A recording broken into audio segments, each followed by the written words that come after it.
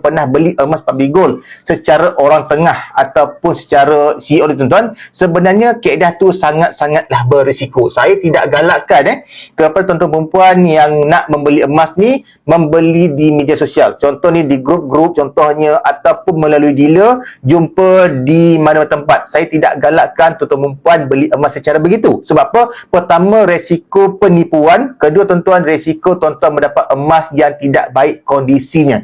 Dulu tuan-tuan, sebelum public gold ni berkembang tuan-tuan, memang dealer public gold kebanyakan mereka buat secara COD ataupun mereka menjual emas secara atas tangan. Tetapi tuan sekarang ni public gold dah sangat-sangat mudah. Tak perlu pergi COD. Cuma tuan-tuan puan, kalau tuan-tuan hari ni berminat untuk menabung emas, boleh tinggalkan saja nama dan juga nombor telefon di Biro. Nanti saya akan hubungi.